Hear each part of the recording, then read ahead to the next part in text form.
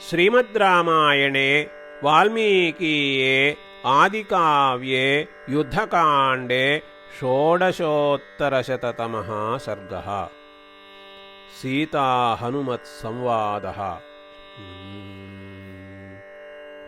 इति प्रतिसमादिष्टः हनुमान् मारुतात्मजः प्रविवेश पुरीं लङ्कां पूज्यमानो निशाचरैः।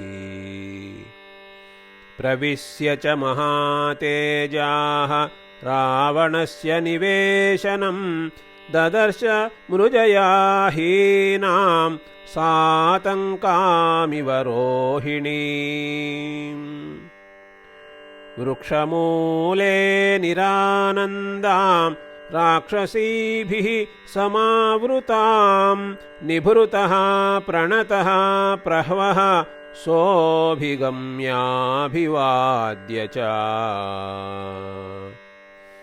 दृष्ट्वा तम् आगतं देवी हनूमन्तं महाबलं तूष्णीम् आस्त तदा दृष्ट्वा स्मृत्वा प्रमुदिताभवत्।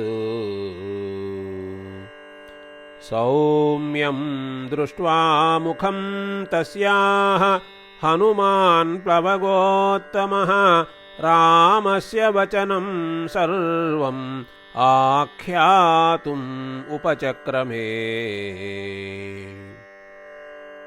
वैदेही कुशली रामः सह सुग्रीवलक्ष्मणः विभीषणसहायश्च हरीणां सहितो बलैः। कुशलञ्चाह सिद्धार्थः हतशत्रुररिन्दमः विभीषणसहायेन रामेण हरिभिः सह निहतो रावणो देवी लक्ष्मणस्य नयेन च।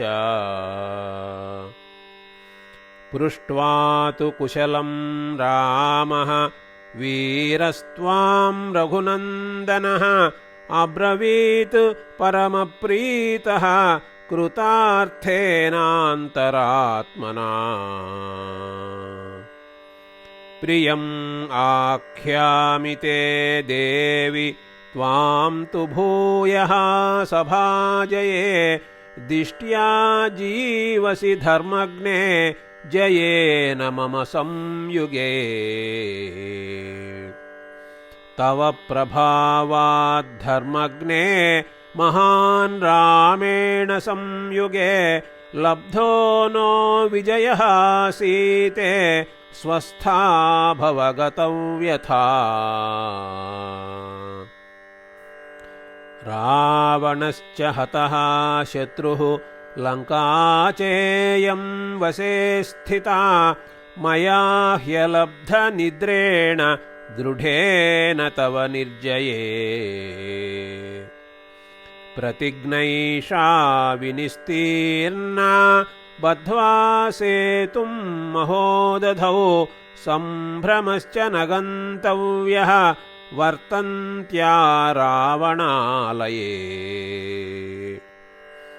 विभीषणविधेयं हि लङ्कैश्वर्यमिदं कृतम् तदाश्वसिः विश्वस्ता स्वगृहे परिवर्तसे अयं चाभ्येति संहृष्टः त्वद्दर्शनसमुत्सुकः। एवमुक्ता समुत्पत्य सीता शशिनिभानना प्रहर्षेणावरुद्धा सा व्याजहार न किञ्चन। अब्रवीच्च हरिश्रेष्ठः सीताम् अप्रतिजल्पतीं किं नु चिन्तयसे देवी किं नु मां नाभिभाषसे। एवमुक्ता हनुमता सीता धर्मे व्यवस्थिता अब्रवीत् परमप्रीता हर्षगद्गदया गिरा प्रियं एतदुपसृत्य भर्तुर्विजयसंश्रितं प्रहर्षवशमापन्ना निर्वाक्यास्मि क्षणान्तरम् न हि पश्यामि सदृशं चिन्तयन्ती प्लवङ्गमा मत्प्रियाख्यानकस्येह तव प्रत्यभिनन्दनम् न च पश्यामि तत् सौम्य पृथिव्यामपि वानर सदृशं मत्प्रियाख्याने तव दातुं भवेत् समम् हिरण्यं वा सुवर्णं वा रत्नानि विविधानि च राज्यं वा त्रिषु लोकेषु नैतदर्हति भाषितुम् एवमुक्तस्तु वैदेह्या प्रत्युवाच प्लवङ्गमः गृहीतप्राञ्जलिर्वाक्यं सीतायाः प्रमुखे स्थितः भर्तुः प्रियहिते युक्ते भर्तुर्विजयकाङ्क्षिणी स्निग्धमेवं विधं वाक्यं त्वमेवार्हसि भाषितुम् तवैतद्वचनं सौम्ये सारवत् स्निग्धमेव च रत्नौघाद्विविधाच्चापि देवराज्याद्विशिष्यते अर्थतश्च मया प्राप्ताः देवराज्यादयो गुणाः हतशत्रुं विजयिनं रामं पश्यामि सुस्थितम् तस्य तद्वचनं श्रुत्वा मैथिलीजनकात्मजा ततः शुभतरं वाक्यम् उवाच पवनात्मजम् अतिलक्षणसम्पन्नं माधुर्यगुणभूषितं बुद्ध्या ह्यष्टाङ्गया युक्तं त्वमेवार्हसि भाषितुम् श्लाघनीयोऽनिलस्य त्वं पुत्रः परमधार्मिकः बलं शौर्यं श्रुतं सत्वं विक्रमो दाक्ष्यमुत्तमं तेजः क्षमा धृतिः स्थैर्यं विनीतत्वं न संशयः एते चान्ये च बहवः गुणास्त्वय्येव शोभनाः अथोवाच पुनः सीताम् असम्भ्रान्तो विनीतवत् प्रगृहीताञ्जलिर्हर्षात् सीतायाः प्रमुखे स्थितः इमास्तु खलु राक्षस्यः यदि त्वम् अनुमन्यसे हन्तुमिच्छाम्यहं सर्वाः याभिस्त्वं तर्जिता पुरा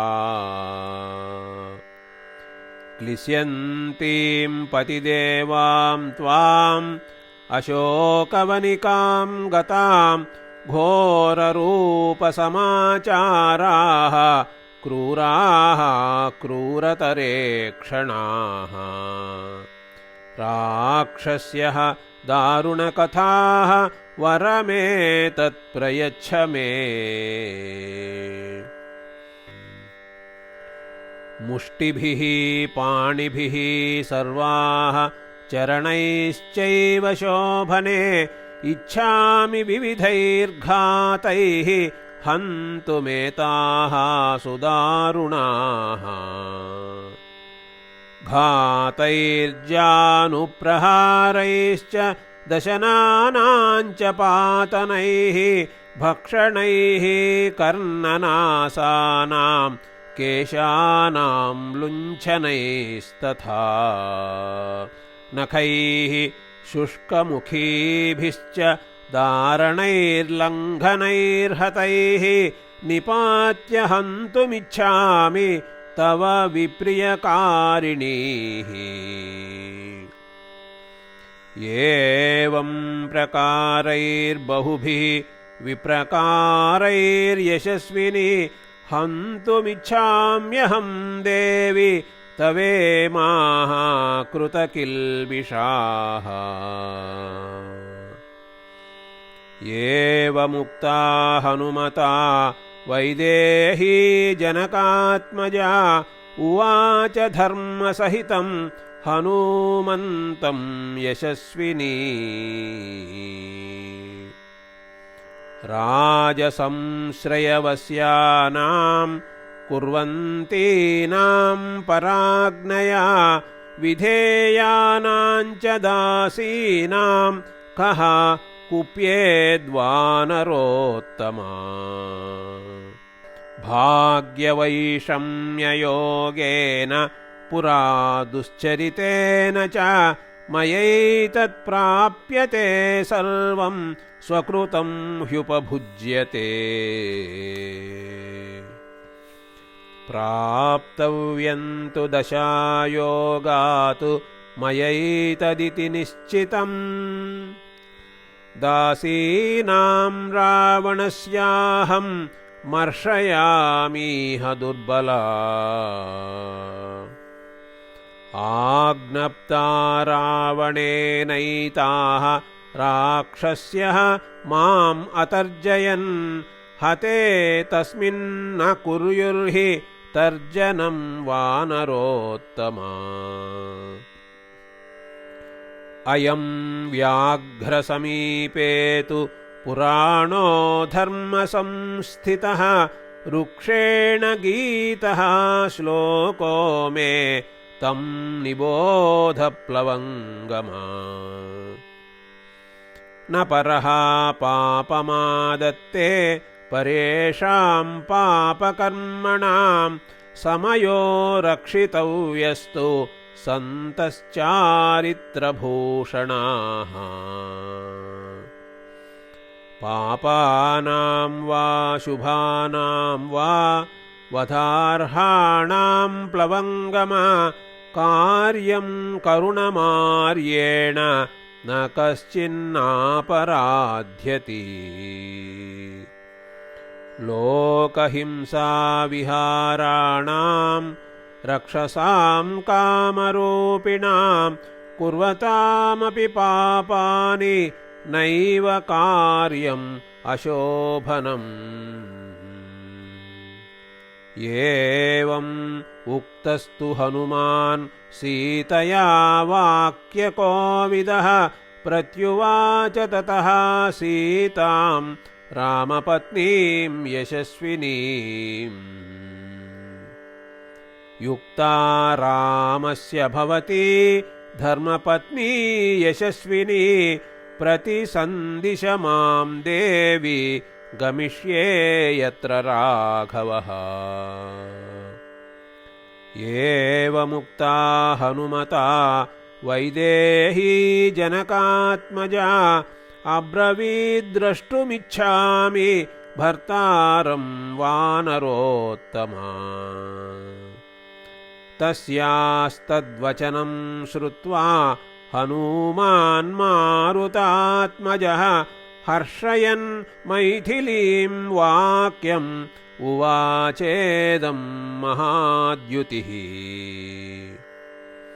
पूर्णचन्द्राननं रामं द्रक्ष्यस्यार्ये सलक्ष्मणं स्थिरमित्रं हतामित्रं शचीवत्रिदशेश्वरम्